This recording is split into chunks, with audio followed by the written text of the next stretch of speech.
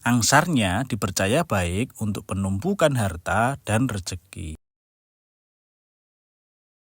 Keris Dolok Luk 5, Pamor Pulo Tirto, Tangguh, Mataram, Senopaten. Kami alih rawatkan dengan mahar 4.222.000 saja. Dolok adalah bahasa Sanskerta yang artinya pohon jati muda, yang filosofinya mendorong kita untuk menjadi manusia yang kuat, teguh, dan tahan banting dalam segala hal. Layaknya pohon jati yang tetap berdiri kokoh dan adaptif dalam setiap musimnya. Pamornya Pulo Tirto yang angsarnya diyakini baik untuk pergaulan, kerezekian, dan ketentraman. Jika diamati lebih detail, keris dolok berpamor Pulo Tirto ini cukup menarik. Pada bagian gandiknya dapat kita temukan sebuah pamor tiban berupa bulatan-bulatan yang berlapis. Pamor ini disebut dengan pamor Telogo Membleng. Angsarnya dipercaya baik untuk penumpukan harta dan rezeki.